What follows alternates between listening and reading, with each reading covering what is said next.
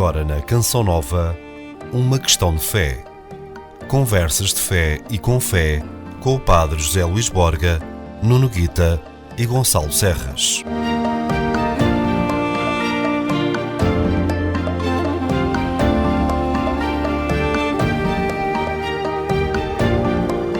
Uma questão de fé, na Rádio Canção Nova.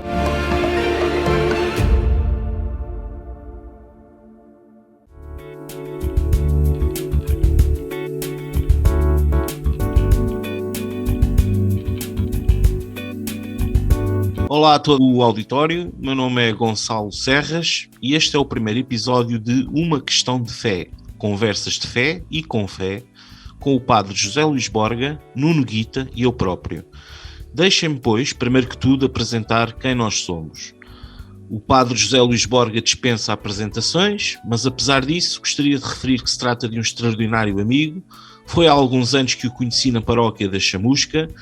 Reconheci nele não só um bom pastor, capaz de me fazer regressar todos os fins de semana para ouvir a sua homilia, mas também alguém que gosta muito de conversar.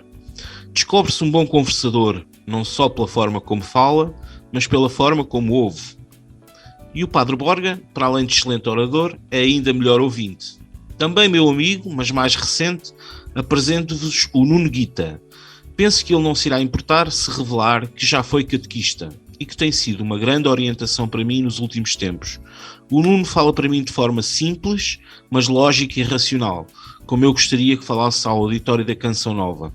O resto, bom, terão a oportunidade certamente de o ouvir com atenção, porque vale a pena. Resta-me finalmente falar um pouco de mim. Estive muitos anos afastado da Igreja Católica, voltei para tentar reencontrar a minha fé, depois de andar algo sozinho e perdido por Lisboa. Não que a fé seja algo que, uma vez ensinada e aprendida, se perca, em meu entender, mas é pelo menos algo que podemos esquecer ou ignorar. Tive a ideia de reunir estas pessoas à volta desta mesa para partilhar esse reencontro que tive com a fé e porque acredito que se deve partilhar o bem que nos é feito, porque acredito que a fé deve ser partilhada sem receios e principalmente relembrada àqueles que dela mais necessitam. E porque hoje, mais do que sempre, necessitamos de acreditar e principalmente sentir que não estamos sós.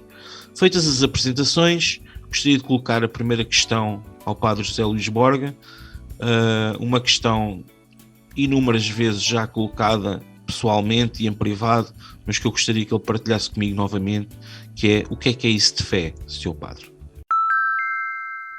Às vezes, o gosto é também meu de poder estarmos à conversa gostosa e espero eu também proveitosa para muita gente. Primeiro, a última frase que disseste é chave para pensarmos ou nos situarmos perante esta questão. Nós não estamos sós. A fé é exatamente a possibilidade de eu entrar numa relação que me revela a mim próprio e me faz entender quem é o outro. Entrarmos numa dimensão de um eu, dois eus, que fazem a descoberta de um tu a tu, que por sua vez gera um nós. E a palavra nós é uma palavra interessante porque em português também significa uma coisa que está atada à outra para não se desatar. Por isso é que dá um nó. Damos um nó por isso. E gosto também da palavra, não é para estarmos sós, porque a palavra sós é SOS. A própria palavra de súplica de ajuda, ou de pedido de ajuda, faz-se com um SOS. Das primeiras coisas que nós lemos na Escritura, logo no Gênesis, é Deus a dizer a propósito do homem, dizendo: não é bom que o homem esteja só. Daí ele dá-lhe uma companheira, deu-lhe os outros seres vivos, e ele foi dando um nome a todos, mas sobretudo não é bom que o homem esteja só como homem. O que faz nós, o que nos humaniza, é alguém que nos diz o que é o ser humano. Nascemos para quê, porquê, para quê, e esse é quem nos fez. Portanto, a relação com Deus acaba por ser uma terceira dimensão, ou a terceira dimensão, se quisermos assim, que nos vai fazendo situar-nos perante os dramas e as tramas da vida. Desde logo, porque é que foi preciso chegar a 1964 para nascer um rapaz, depois de tantos séculos, milhares de anos de criação e de desenvolvimento do ser humano, um rapaz de uma senhora que estava à espera do quarto filho e nasceu o quinto também. Portanto, eu sou o quinto filho daquela senhora que nasceu Agora, perceber porquê. Há quem diga que isto é tudo fruto do acaso, ou de um desígnio da natureza e tal, vago. Nós, pela fé, descobrimos que isto é fruto de um querer prévio que nos dá o ser mais maravilhoso da nossa identidade. E aqui aparece a relação com Deus como uma postura estruturante. E aqui a palavra estruturante também é importante, porque o símbolo da fé é um F e um E, naturalmente. É também, a nível eu lembro dos símbolos químicos, o símbolo do ferro. É também o símbolo do ferro, que é, numa construção... Mais uma coincidência. Há quem diga que é uma coincidência, nós chamamos de uma incidência. Faz lembrar a estrutura que suporta a construção da nossa vida. Aliás, o nosso problema é que quando nós não estamos estruturados e as coisas não entram numa complementaridade, a relação uns com os outros, a história, os acontecimentos, nós acabamos por ficar num sem-sentido que nos destrói a nós mesmos. O sem-sentido é uma coisa que nós suportamos muito pouco. Por isso a gente pergunta, porquê? Então isto é para quê? Então isto leva aonde? Então quem é que decidiu isto? Estas perguntas que a gente foi fazendo e vai fazendo vão nos situando exatamente no essencial. E a fé parece, por isso, não muito mais do que uma doutrina, ou do que uma ideologia, ou do que uma sabedoria no sentido estruturado que a gente faz, é o resultado de uma disponibilidade para uma relação, para um salto no vazio. Aliás, essa era a definição de um catecismo holandês que dizia que a fé é o salto justificado pelo próprio salto. Uhum. É quando a gente dá um salto, não para qualquer coisa, mas porque temos que saltar mesmo. É a mesma natureza. Portanto, respondendo à situação e indo à tua última frase, a fé é exatamente a experiência que nós fazemos de não estarmos sós e de sermos significativos, tanto para os outros, como os outros terem significado para nós. E a partir daí nós começamos a perceber a dimensão que a fé nos vai possibilitando experimentar. Estamos a apresentar Uma Questão de Fé. Conversas de fé e com fé com o Padre José Luís Borga, Nuno Guita e Gonçalo Serras.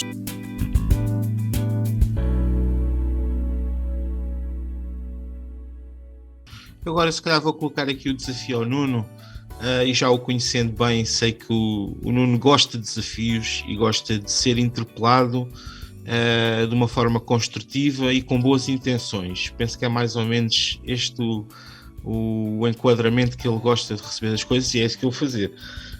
Nuno, depois desta introdução do Padre José Luís Borga, diz-me uma coisa: o que é que nós temos que fazer para não nos sentirmos sós e para com isso alimentar a nossa fé? Bom, antes de mais, boa tarde ou bom dia. Tarde, não sabemos quando é que isto vai para o ar, não é? Muito obrigado, Gonçalo, e também aqui saudar toda a gente e a ti muito especialmente, que conhecemos há pouco tempo num contexto em que procuramos não estar sós. O Padre Borga já o conheço também há alguns anos e com grande estima e amizade, daqui também saúde. Basicamente aqui o Padre Borga deu-nos os pontos todos de partida, não é? O que temos de fazer para não estar sós é ter fé, ou então o contrário. De resto, só recordar que isto muitas vezes está ligado à religiosidade, e se nós nos recordarmos mesmo da história, é esta ânsia pelo salto, não é? E a insatisfação das perguntas eternas, de onde é que vimos, para onde é que vamos, estas perguntas que nos levam à fé, que são mais antigas do que o próprio homem, e pelo menos tão antigas quanto eles, e fonte de toda a cultura. Portanto, quando nós vimos tudo quanto é expressões humanas na pré-história, tem que ver justamente com essa inquietude. Porque, tal como o padre dizia, não é? A solidão, e como tu próprio dizes, não é? A solidão é insuportável, não é? Nós não nos suportamos a nós próprios na solidão. E, portanto, invariavelmente vamos sempre procurar preencher aquele vazio. E é interessante porque o Padre Borga estava aqui a dar uma pista e eu fui paraquedista, e essa ideia do salto para o vazio, para preencher um vazio que temos, como o salto da fé, eu pus-me a imaginar, pois de facto isso se calhar faz todo sentido, não é? E acabamos por na fé, procurar e encontrar as respostas que nos preenchem o vazio com o qual nós nascemos, justamente, quase que a talho fosse do Mencundera, não é? A insustentável leveza do ser, para preencher aquela insustentável solidão que quem não tem fé acaba por sucumbir a ela mesma. E por isso eu costumo dizer, e não é minha a frase, um homem sem fé é uma pedra em pé. Não nos bastamos a nós próprios. Aquela ideia de que isto tudo agora está mais complicado ou está menos complicado ou andamos todos perdidos, eu penso que isso é uma ideia muito fabricada, porque se calhar as inquietudes são e foram sempre as mesmas, é justamente o nosso vazio individual que só conseguimos encontrar com os outros. E nós aqui há tempos, Gonçalo, lembras, tivemos uma conversa interessante ali no Parque da Barquinha sobre o que era o mais importante, e cada um exprimia-se à sua maneira, e eu dizia, são os amigos, porque são os amigos que, e é isso que faz deles amigos, não é? Que estão do nosso lado quando a gente precisa, por isso é que são amigos, porque se não estiverem não são amigos, e por isso é que são tão importantes. São aqueles que acabam por nos preencher esse vazio, e nesse sentido também a própria ideia de amizade está ligado a uma caminhada. Eu acho interessante, sobretudo nos dias que correm, onde falar destas coisas, e portanto a tua ideia e iniciativa deste programa saúde aqui vivamente, e sabes que desde o primeiro momento acolheu a minha simpatia, que é a falta de muitas vezes de coragem que temos, não é? Porque achamos que o plástico tem de sobreviver e sobrepor ao ferro, que ainda há pouco o Padre Borga citava, e se calhar isso é um erro de percepção apenas e não mais do que isso, porque tanto a amizade como todas as outras coisas importantes na vida acabam por ganhar sentido numa expressão de fé, sob pena de serem plástico e uma coisa vazia. Portanto, para responder, e não é uma resposta categórica, o que é que temos de fazer para não estar sós, é encontrar bons amigos, e como alguém dizia, creio que foi aqui na Canção Nova, aqui há uns tempos, os bons amigos são aqueles com quem nós partilhamos intimidade, e a intimidade só se partilha quando se partilha fé, sob pena de ser uma coisa mais superficial. E aí sim, não estamos sós. E para quem vive, se calhar, numa outra dimensão, menos social, ainda assim vai encontrar a amizade na fé e a amizade com Jesus Cristo e Deus que nos deixou. Seria um pouco isto que eu refletia aqui a propósito, tanto da fé como da amizade, como da solidão, que é aquilo que para nós é insuportável.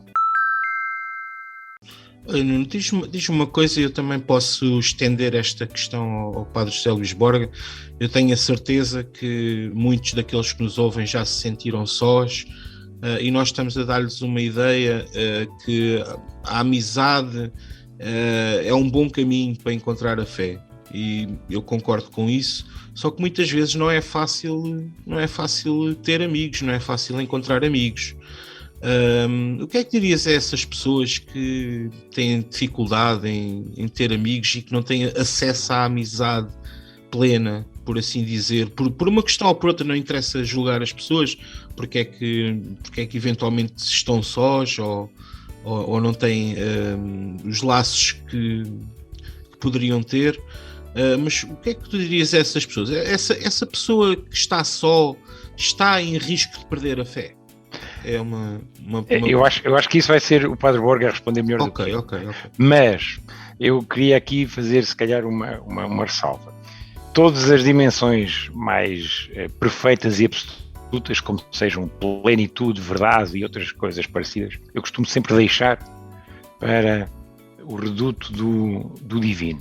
Penso que plenitude encontramos em Deus, a verdade encontramos em Deus, e muitas das vezes, quando nós procuramos esse tipo de atributos nos homens, eu sinto que há uma grande decepção, não é? Porque então alguém que eu pensava ser verdadeiro não é assim tão verdadeiro. Uma amizade que eu pensava ou esperava que fosse tão plena, afinal não é tão plena. Pois claro, estás a procurar em homens atributos que se calhar não são humanos, são mesmo divinos. Isto era a primeira coisa. Agora, voltando aqui à questão de ainda assim encontrar a amizade, e quando nós não encontramos, eu penso que tal como a fé, e é isso que muitas das vezes também nos acompanha, e também não é um fenómeno novo, creio eu, que é a falta de coragem. Eu ainda há pouco, e não são minhas as palavras, citava a questão da intimidade como sendo um atributo necessário para a fé, aliás, um atributo necessário para a partilha da fé, para viver uma intimidade. Mas isso requer coragem, e muitas das vezes o que nós alimentamos são medos, se calhar por falta de fé, em vez de alimentarmos a coragem. E eu diria que para se viver qualquer dimensão da vida, qualquer ela, profissional, pessoal, de amizade, relações pessoais, o que quer que seja, ou seja, para viver, precisamos mesmo é de coragem. Quando não a encontramos em nós próprios, como é o meu caso muitas das vezes, procuramos-la onde? Bem, a fé se calhar não é um mau sítio para procurar coragem. E com isto eu passava ao Padre Luís Borga. Eu concordo plenamente com isso e obrigado pela tua opinião. Bem, primeiro dizer que a coragem só existe quando há medo. Não é uma coisa não é incompatível com a outra. Aliás, o que apela à coragem é enfrentar um medo. Uma pessoa que não tem medo não é corajoso. É apenas a proporção, a escala que o medo nos causa é que nos dará a coragem necessária para ultrapassar. Este é o primeiro. Tal como o vazio. O vazio, vamos dizer assim, os amigos, o primeiro erro que nós temos é pensar que temos amigos. Os amigos não se têm. Ou somos amigos, ou não temos nada. Os amigos não se têm, não é uma coisa que se possui, é algo com quem nós arriscamos uma relação. A amizade, por isso, é em si um risco e por isso mete medo. Porque é que as pessoas às vezes não têm amigos? Porque têm medo do risco que isso tem. Confiar numa pessoa, por exemplo, é desde logo viver o risco, porque quem confia em mim arrisca muito, porque eu falho. Eu gostava de não falhar com quem? Porque uma pessoa que arrisca em mim está a dar um valor a mim, que é uma coisa que eu não tenho muita gente que se possa gabar disso, não é? O ato de confiar em mim mostra uma expectativa da parte dessa pessoa que, se eu a desiludo, não sou merecedor sequer dessa confiança. Por isso, há sempre um risco, por isso é que a fé vive sempre numa resposta não dada. Não é? Não é por acaso o pai da fé é o pai Abraão, e tudo começa quando Deus lhe diz: deixa a tua casa, deixa tudo, e vai para um sítio que eu te vou dizer. E ele parte sem saber para onde. Ou seja, é porque confia que ele arrisca, e é um risco imenso, em perder tudo o que possuía. E ele tinha muitos bens. Devo dizer que ele tinha muitos bens. Porque no livro de Jó ainda é melhor, não é? Ainda é mais extremo esse teste, esse risco. Portanto, aquela ideia de que a fé nos dá segurança é mentira. A fé é proporcional a quem vai num barco fazer a travessia do Atlântico. Ele confia que vai atravessar, mas se tiver consciência, aliás, a inconsciência também não é medo, é a inconsciência. Se tiver consciência do que é o perigo do mar, ele tem que ter uma confiança imensa naquele barco e na capacidade que vai ter de reagir a muitas intempéries que vai ter pelo caminho. Ora, tudo o que pareça a fé como uma coisa, como uma quietude, uma garantia, não há nada mais avesso a isso. Aliás, o próprio Jesus Cristo, o momento de fé maior que ele teve, não foi quando chamou os discípulos, nem quando andou com eles. Foi quando arriscou morrer na cruz. Quer dizer, aquele é que foi o momento: Pai, em tuas mãos entrego-me o Espírito. Quer dizer, é o momento extremo em que ele, a única coisa que tinha, já não tinha mais nada, só tinha aquilo que sempre teve. E a única segurança que podia contar, que era o amor do Pai. Pai, glorifica o teu Filho. Portanto, a dado momento, a única segurança que a gente tem é o propósito que temos de não decepcionar. Aliás, é a única coisa que eu quero garantir aos meus amigos, é que eu vou fazer tudo para nunca os decepcionar.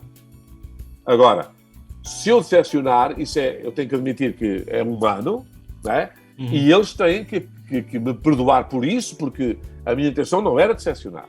Por isso é interessante, quando há pouco falava assim do ser só e do medo, eu também chamo a atenção para o primeiro impacto que teve quando o homem e a mulher decidiram fazer por seu risco, ainda vou remeter-me ao Gênesis, fazer aquela experiência daquela árvore que era bela à vista e, pelos vistos, o fruto era muito saboroso. O que aconteceu foi que eles viram que estavam nus e esconderam-se de Deus. Ao ouvir o rumor dos teus passos, e aqui é que está o pecado, é tirarem Deus da vida deles.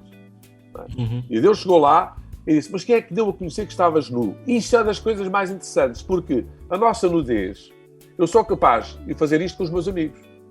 Eu, por exemplo, sou capaz de me despir ao pé do médico, porque sei que ele é meu amigo e se eu vir alguma coisa que eu preciso que ele veja, isso só fica a ganhar eu. E ele não quererá, sem dúvida, não me ajudar. Agora, se eu me despir ao pé de uma pessoa que não é nem meu médico e nem quer o meu bem, então eu sou um risco, eu sou uma caça, uma peça de caça e não alguém que ele respeita. Isto é muito importante. Entre marido e esposa, a nudez não é pecado. Mas se for entre o amante e a amante, é preciso que a gente veja as coisas com estes termos. Ora, nós muitas vezes na amizade avaliamos muito o risco e porque temos medo de perder, não arriscamos. Não temos a tal coragem para dizer assim, não, se eu sou amigo, sou amigo. E os amigos são para as ocasiões. Se eu não souber, ser um amigo que te ajuda. Haverá sempre uma relação que suporta.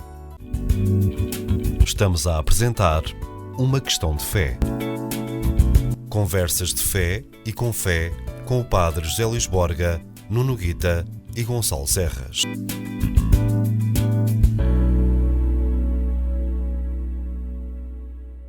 Eu gostaria de perguntar ao Nuno Guita, uma vez que ele mencionou que tinha sido, e eu já sabia de resto, que ele tinha sido paraquedista, talvez para ele tentar inspirar-se um bocado na sua experiência como paraquedista, para nos explicar a nós e ao nosso auditório se a coragem é um bom sítio para se encontrar a fé. Bom, pegando aqui nas palavras do Padre Borga, de facto a coragem só há onde há o medo, não é? E a vontade de suplantar. Não tem muito que ver, não será necessariamente redutível à experiência paraquedista, só se nós aí quisermos incluir a adrenalina. Mas sim, de facto, nós termos perante os nossos olhos, um evento que nos assombra e que nos causa muito medo, não é? Que nos assusta, que nos provoca pânico, que, em bom rigor, nos recomenda regressar para trás. Como o Padre Borga dizia, estar ali para embarcar numa travessia transatlântica e isso assustar-nos e, em bom rigor, nós dizemos, não, eu se calhar o melhor que tenho a fazer é voltar para trás. Não sei se o barco se aguenta, não conheço o capitão, não sei se as tempestades vão levar isto ao fundo, tenho filhos para criar, tenho compromissos para assumir, tenho tanta coisa boa que me segura aqui deste lado do mar, porque é que me vou agora meter em trabalhos correndo o risco de não chegar ao outro lado? Mas depois há de haver qualquer coisa que nos chama, que nos seduz, que nos interpela a querer chegar ao outro lado, seja um desafio profissional, seja um desafio pessoal, seja qualquer desafio, algo que nos motivou a suplantar justamente o medo dessa travessia, desse salto, desse obstáculo.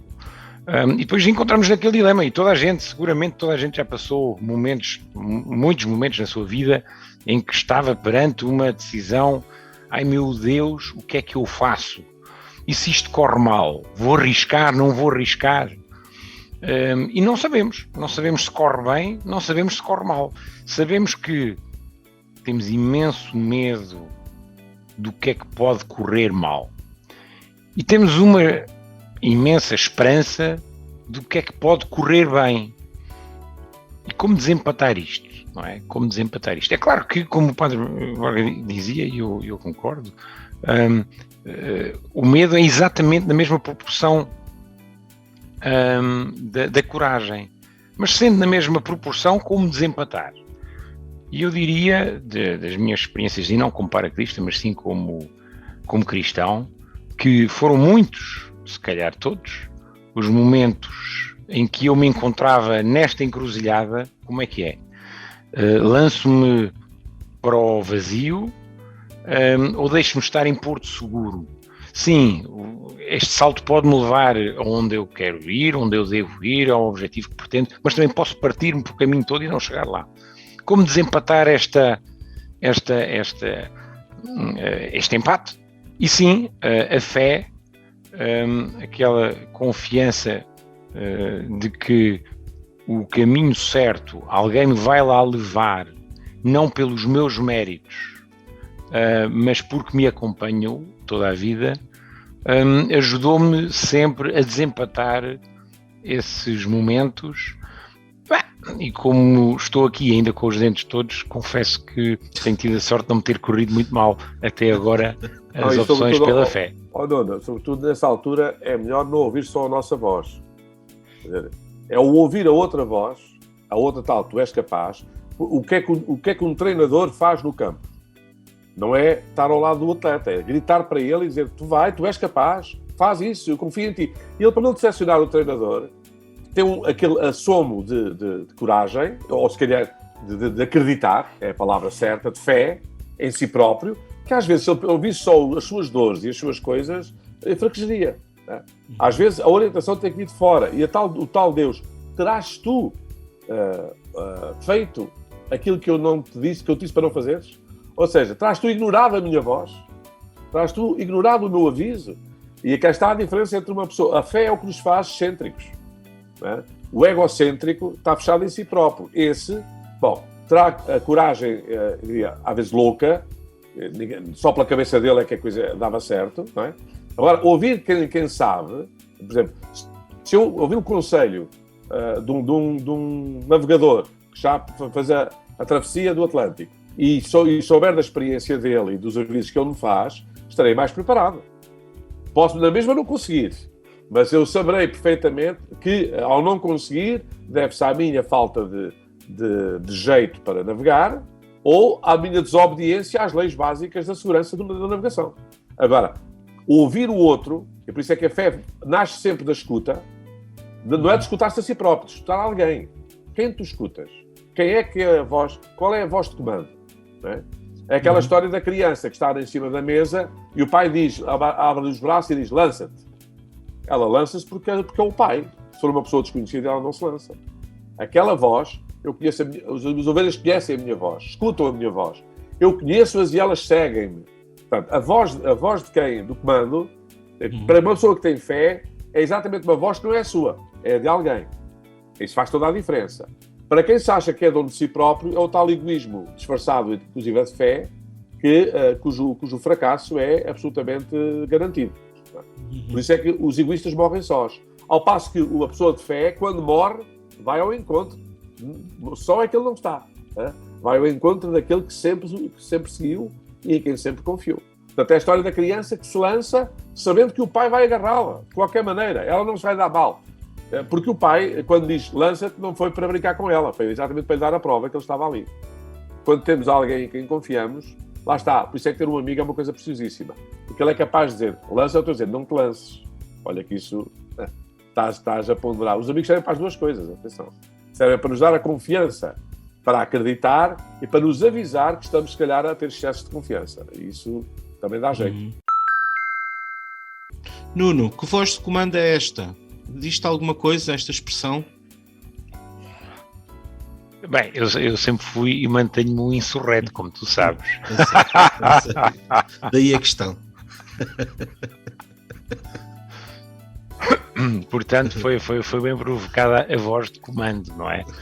Porque eu agora não vou fazer aqui um exercício de desdobramento da palavra, mas mais uma vez o comando também nos remete à companhia e o comando normalmente vem do comandante, que é uma coisa diferente do chefe, não é? Aquele que comanda. E com o início da palavra co, significa que acompanha também. Manda connosco. Exatamente, não é? Ele anda connosco e comanda connosco. É uma cooperação, portanto, uma espécie de cooperação, não é bem isso. Não estou a ser exato naquilo que estou a dizer. Deus não manda se a gente não quer. Exatamente. Ele pode mandar, não adianta, se a gente não quer, não adianta nada. Ele manda para a gente querer com ele. Que é esse grande dilema que eu e o Gonçalo frequentemente nas nossas conversas mastigamos repetidamente até que ponto é que vai o comando e a liberdade de arbítrio. E é exatamente isso, como estava a dizer, é aquele comando que nos aponta o norte, por isso é que aquilo que mais tememos é andar desnorteados, e isto é preocupante porque na era do Google Maps já ninguém sabe os pontos cardeais, não é? E isso é preocupante porque significa que andam descomandados quando não houver rede. O norte é para cima, o sul é para baixo, não é? Não, para baixo são os pés e para cima é o céu. Eu sei. E para sul vai ser mais depressa porque é a descer, não é? Alguém às vezes espanta-se como é que há rios que correm para o norte, mas correm sempre para baixo, nunca correm para cima. Isso é daquelas coisas. E a voz do comando é essa voz que também mantém os rios, mesmo correndo para norte, a correr para baixo, e é avisado, como dizia o Padre Borga, nós percebermos o que é que nos está a ser dito, para justamente não querer inverter o curso natural das coisas e às tantas começar a querer descer a montanha acima, que isso não vai funcionar. A gente pode descer para cima da cadeira, mas é preciso estar em cima da mesa. Pôr os rios a correr para cima não vai acontecer, e quem o tenta fazer depois dá-se muito mal e admira-se porquê. E a voz do comando se calhar é essa também, é aquela que nos diz o caminho certo, e que se revela quando nós procuramos o norte. Mas o caminho certo nem sempre é o óbvio, pois não, Nuno? Não sei, essa pergunta é intrigante. Não sei se não é o óbvio. Se calhar é sempre o óbvio. Se calhar, não sei. Não tenho uma resposta para isso. O óbvio e o certo não são sempre seguramente o mais fácil. Eu quase diria. Excluem-se. Se calhar pode ser muito óbvio, mas como é tão difícil, ou percebido como tal, não o queremos ter como tal. O óbvio é aquela coisa que a gente diz, estava-se a ver, depois de ver que foi. Torna-se óbvio. E toda a gente sabia que era. Mas também há pessoas que gostam. Mas também às vezes parece que há pessoas que gostam de complicar um bocado. Às vezes parece que, por exemplo, imagina no meu caso, eu sou como tu sabes, eu sou um bocadão obeso, e sei que o que eu tenho que fazer é ter uma alimentação mais saudável, que é o caminho óbvio, mas eu apesar disso não o consigo fazer, ou seja, e neste é óbvio caso, porque é que estás gordo. É óbvio porque é que estou gordo e também é óbvio o que é que eu deveria fazer para não estar. Mas entretanto eu não posso confirmar isso porque a voz do Gonçalo em rádio, e eu já ouvi, não denota nada esse estado físico. Bom. Agora, em rádio estás com uma condição física ótima. Exatamente. No entanto, por falar em complicar, bem, todos nós gostamos de complicar. Eu costumo dizer, isso para já decorre da natureza humana. Eu seguramente gosto de complicar. E à maneira portuguesa, ou à boa maneira portuguesa, não há que facilitar sempre que podemos complicar. Até porque de outra forma se calhar nem tinha piada. Portanto, sim, gostamos de complicar. Depois não gostamos de amargar, mas uma coisa vem com a outra, o que é óbvio também, e portanto, decorrendo da tua pergunta inicial, da voz de comando, sim, é óbvio, não é fácil, e porque nós complicamos e voltamos ao pecado original e ao Gênesis, e por isso depois amargamos, o que também é óbvio, e como dizia há pouco, estava-se mesmo a ver, mesmo não gostando que assim ia ser. Estamos a apresentar Uma Questão de Fé. Conversas de fé e com fé com o Padre José Luís Borga, Nuno Guita e Gonçalo Serras.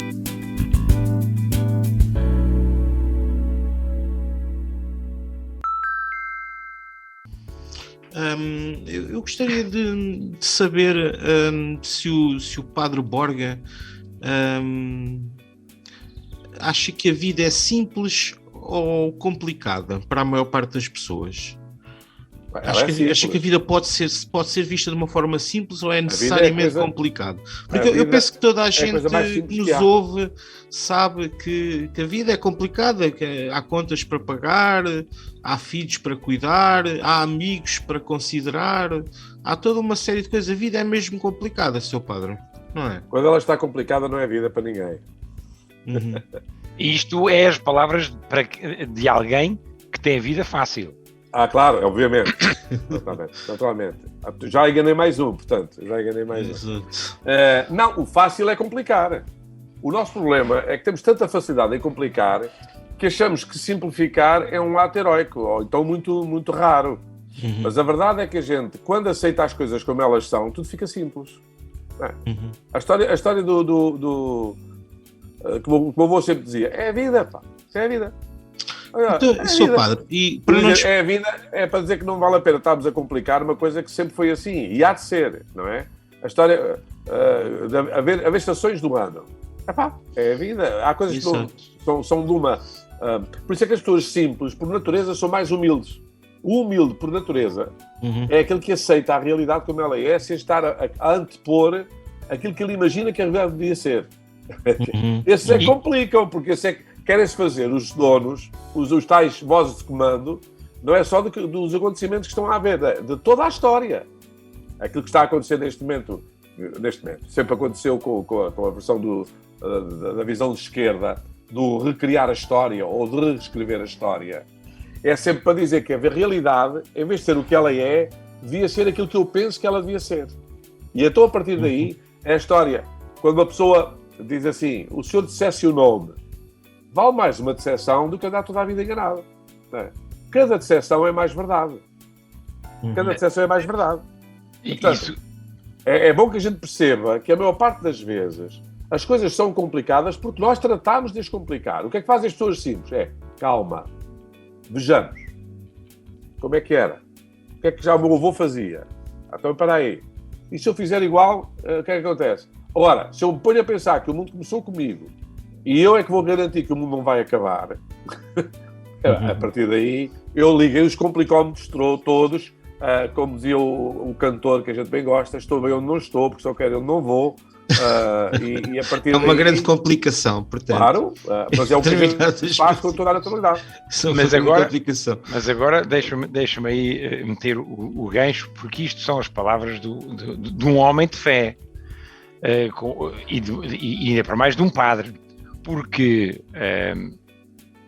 esse é o dilema já desde a Torre de Babel, que foi nós querermos complicar. Está na nossa, eu diria, na nossa ambição desmesurada, na nossa fragilidade humana, e todos nós aí estamos, se calhar, todos uns mais do que outros, nunca a querer aceitar ser simples, porque nunca queremos aceitar ser humildes, porque queremos sempre construir a Torre de Babel, não é?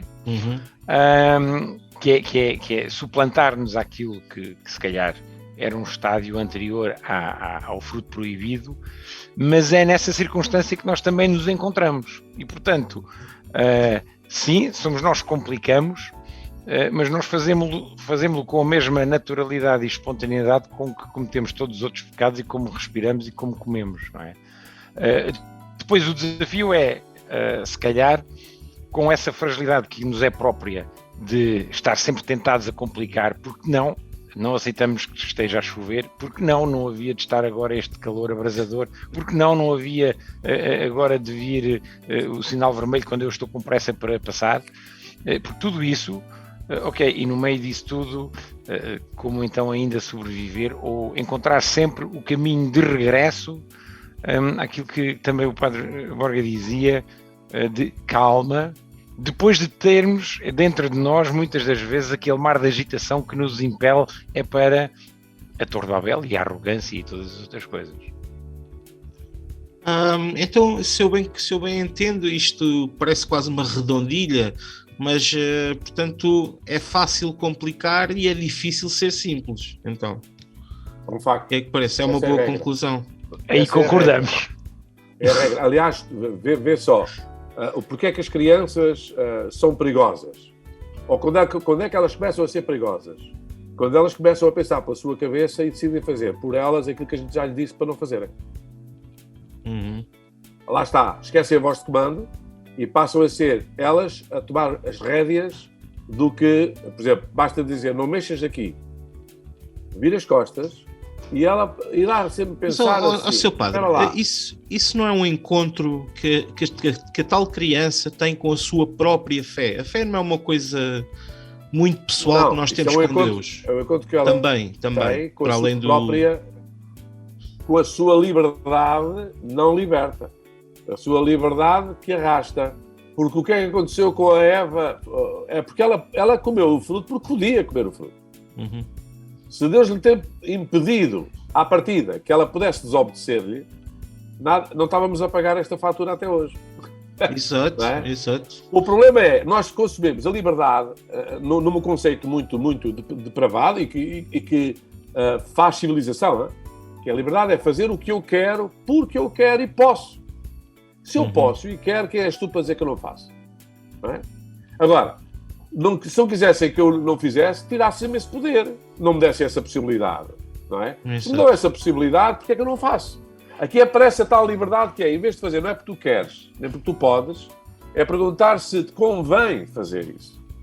Sei que posso fazer tudo, mas nem tudo me convém. Não é? Portanto, liberdade é também responsabilidade. Não, liberdade é, sobretudo, fazer o que convém para o outro e para mim. Não só o que convém para mim. Por exemplo, quando a minha mãe me diz para não mexer ali, ela não me está a fazer isso, podia estar a fazer isso por uma questão perversa, dizer assim, imagina qual é a mãe que querendo que o filho lá mexesse, se fizesse bem, estava a proibir. Até dizia ao contrário, mexe filho, mexe, dizia isso, não é? Quando a mãe diz não mexas, é exatamente para que ele não se dê ao trabalho de pensar se deve ou não deve mexer. Se a mãe disse para não mexer, por isso é que eu digo sempre aos meus miúdos que vão se confessar as primeiras vezes. Eles confessam-se todos, que é uma coisa que se esquecem a partir daí. Já agora não sei como é que é a tua confissão, mas normalmente as crianças confessam-se sempre por desobedecer aos pais. A partir daí, chega à adolescência, esse pecado desaparece. Exato. Desaparece porque eles acham sempre que os pais é que mandam mal. Sim. Porque basta os pais mandarem uma coisa que eles não gostam, ou não querem, ou não concordam, para achar que quem está mal são os pais, não são eles. Ora, mas é um adolescente. É alguém que está a experimentar a sua liberdade, não pela via do que devia, mas pela via do que pode e do que lhe apetece. E é aqui que está a nossa infantilidade. Porquê é que a gente complica? Porque não nos apetece. Ou porque eu posso não fazer. Não é? Aquela história, não fazer o que o patrão manda. Se eu posso não fazer, porque é que ele está a mandar? Está-me a mandar é porque eu posso não fazer. Então não era preciso mandar, não é? Então, pois agora não vou fazer. É para ele saber o valor que eu tenho. Pois, mas é que a partir daí tu complicaste tudo. É que já não és tu que vais fazer, vais ser despedido, a outra pessoa que obedece é que vai ocupar o teu lugar, e tu vais perceber que a tua vida ficou complicada porque tu tornaste apenas a única referência das tuas atitudes. Nuno, diz-me uma coisa, quais são os limites da liberdade? Já agora na sequência desta intervenção do Padre José Luís Borga, que são para ti os limites da liberdade? E a liberdade tem limites? É uma maldade esta pergunta? Não, a maldade é que é o limite. Isso numa perspectiva muito kantiana, não é? De ética. Mas eu vou, se calhar, aqui desviar um bocadinho para o tema de comportamental e racional. O limite da liberdade é muito parecido com o limite da conduta e da atuação, que é, por um lado, a oportunidade. Portanto, se eu não tiver oportunidade, não tenho essa liberdade. Por outro lado, é a motivação. Portanto, se eu não estiver motivado para fazer alguma coisa, nem sequer tenho a liberdade para fazer, porque não me apetece, não quero fazê-lo. Portanto, qualquer ato ou omissão nesse sentido vai ser contrariado e, portanto, não é ato de liberdade.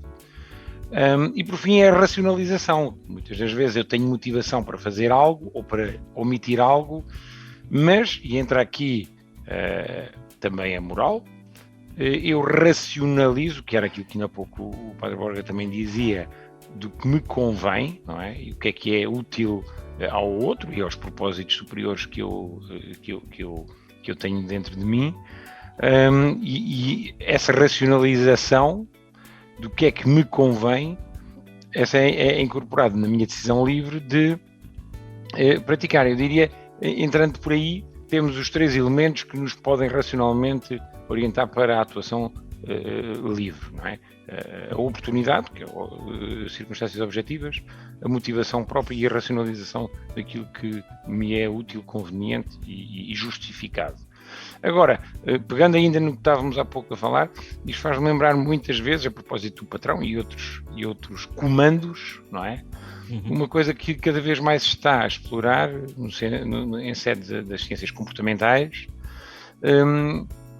que é a manipulação. Não é? E há um sujeito que inaugurou... É chamada liberdade enganadora. Exatamente. Há um sujeito que é o Richard Thaler, Prémio Nobel de Economia, que nos mandou para aí a economia comportamental, e ele fala-nos no nudging, que é o empurrãozinho, que é levar-nos para onde nos querem levar,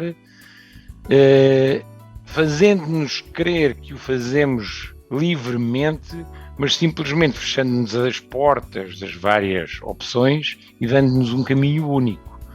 E eu acho que esse é, se calhar, o maior perigo para a liberdade, que é simplesmente erradicarem-nos da mente a possibilidade de pensar nas várias opções.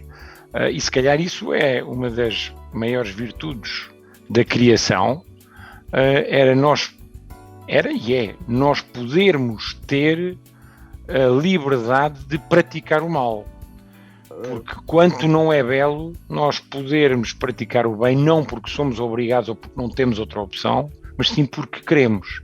Portanto, quando falamos de carros automáticos ou quando falamos de proibir o tabagismo ou proibir as criancinhas de andar sozinhas na rua, ou outras proibições ou obrigações para nos salvar das consequências que podem vir, eu acho que é preciso nós refletirmos um pouco até que ponto é que isso depois não é também desumanizar, porque é se calhar a diferença entre nós e um carneiro que está amarrado, é que vai para onde o levam, e nós gostamos de ter a ideia de que vamos para onde queremos ir, preferindo ir para o caminho certo e querendo levar outros connosco.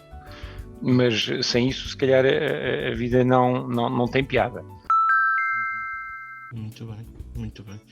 Seu padre, o que é que acha disto que tudo que o Nuno acabou de dizer, e dá-me ideia que poderá possivelmente ser a última intervenção, uma vez que já estamos a chegar aqui ao limite do nosso tempo. Já não temos liberdade. Falta-nos a oportunidade, mas outras oportunidades haverá. O tempo é um grande escultor, como dizia a Marie Toussaint. O tempo é um grande escultor. Ainda bem que o tempo está contado, senão isto nunca mais acabava a conversa. Mas sim, o problema é a nossa maior... Foi para a liberdade que a gente foi criado. Atenção, há quem diga que a finalidade da nossa vida é amar.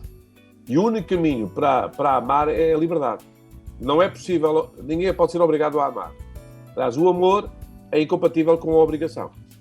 Só uma última pergunta, só para, por curiosidade. A fé é um caminho para a liberdade ou não, seu padre? A fé é o caminho da liberdade. Acha que a fé nos traz liberdade ou traz-nos sacrifício? Não, a gente é nós temos que, na minha opinião pessoal e na minha vivência pessoal, eu tenho sentido que tenho que sacrificar, por exemplo, ambições que eu tenho, porque acho que as ambições são demasiadas. Isso tem a ver com escolhas, exato. Com as escolhas. As escolhas que tu fazes por causa da fé é que levam aos sacrifícios. A fé por si mesma é a decisão de ser livre. Jesus Cristo sempre convidava, segue-me. E a pessoa segue ou não segue. Ele não disse, se não me seguires, tens a folha feita. Eu faço da folha. Nunca disse isto. Disse, segue-me se quiseres. Se achares que deves seguir-me, se me encontrares, quererás seguir-me. E ele, por isso é que achou sempre admirável como é que havia pessoas que o seguiam. Estava admirado com a fé daquela gente. Em Nazaré, ele não pôde fazer, estava admirado com a falta de fé daquela gente, porque a gente não o seguia. Não queria saber dele para nada. Por isso mesmo, a fé em si mesmo é a experiência de uma liberdade, de seguir alguém. Depois, claro que isso leva a sacrifícios, porque todo o bem que a gente consegue por qualquer coisa que para nós é superior, faz habitualmente por ascese, por subida. E qualquer subida custa. Não é? Só porque já subiu o Everest atesta isso de forma muito, muito empírica, não é? E também ninguém o fez sem a liberdade de o fazer ou deixar de fazer. Ninguém é capaz de mandar uma pessoa, obrigar uma pessoa a subir o Everest. E alguém dizia, a primeira pessoa que chegou ao topo do Everest, ninguém tinha conseguido, sei que foi a primeira, é bom dizer isto. Muita gente tinha tentado, ninguém tinha conseguido. Alguns morreram a tentar, muitos morreram a tentar chegar lá, e o primeiro a chegar lá ao topo foi entrevistado no fim e perguntaram-lhe como é que ele conseguiu uma coisa que ninguém tinha conseguido até ali. E a resposta dele é absolutamente elucidativa para este tema, o meu coração foi à frente, eu fui atrás dele. O meu coração chegou lá primeiro, eu fui atrás dele. Ou seja, ele não podia deixar de ir. Não era falta de liberdade, era o cumprimento da sua libertação maior. Porque liberdade é fazer aquilo que eu escolho e o fruto da minha escolha. Não é? A não liberdade é exatamente as escolhas enganadas. Eu não escolheria aquilo. Isto parece subtil, mas faz toda a diferença. Eu, quando obedeço a Jesus Cristo, não é como um servo obedece ao seu Senhor, mas como um amigo. Os adolescentes fazem muito esta experiência. Porquê é que foste? Então o meu amigo chamou-me. Não é? Eu podia não ir. É meu amigo. Então os meus amigos estavam lá. Ou seja, há aqui não é uma fatalidade. Há aqui um cumprimento de um chamamento que é quase traduzido por uma felicidade. Porque eu sou feliz ao pé dos meus amigos. Não é? E porque eles estão lá, eu só podia estar lá. É muito isto. O contrário é pensarmos numa fatalidade que é exatamente o contrário à liberdade. Porque o contrário da liberdade é um fatalismo. É as coisas acontecerem porque não podem deixar de acontecer. Exatamente. E também no fatalismo também não há mérito nem há gratidão. Eu agradeço uma pessoa ter feito uma coisa que ela não podia deixar de o fazer. Agora, se ela podia não ter feito, agradeço muito. Exatamente. Seu Padre, eu acho que o tema da liberdade é um tema apetecível e é um tema... É um poço sem fundo. E sendo uma das grandes expectativas e uma das grandes ambições de todas as pessoas em geral, quem é que não quer ser livre, não é? Quem é que não quer sentir a liberdade? Eu penso que seria um bom tema para uma das próximas edições. De qualquer forma, eu queria-vos agradecer a vossa presença aqui, Sr. Padre José Luís Borga, ao Nuno Guita. Tive muito gosto e penso que o auditório também teve muito gosto em vos ouvir. Foi uma conversa de amigos, foi uma conversa para amigos. Eu penso que nós vamos fazer amigos aí pelas ondas hertzianas da nossa rádio. Agradeço muito a vossa presença e espero contar convosco para o próximo episódio de Uma Questão de Fé. Muito obrigado. Obrigado.